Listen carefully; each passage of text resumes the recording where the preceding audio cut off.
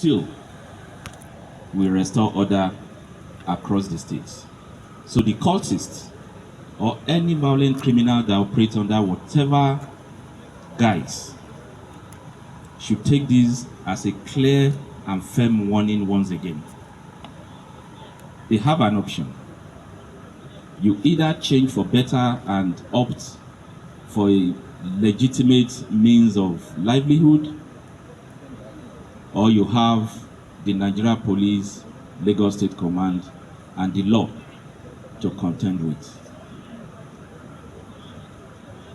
We cannot continue and allow some miscreants who are increasingly arming themselves and engaging in senseless warfare under cultism for no motivation other than to taste blood, to see pains inflicted on both the innocent and people they consider as their rivals. We cannot in any way sit back as law enforcement agents and allow this situation to continue.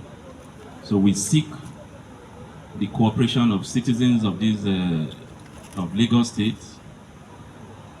by way of information and cooperation with us. We assure them that the best way to fight this war is to be proactive. How can we be proactive? The citizens' role in terms of criminal intelligence, criminal information exchange with us is critical. We must present a common front in order to defeat this common enemy is called cultists. A worrisome component from our preliminary investigations in terms of the activities of these cultists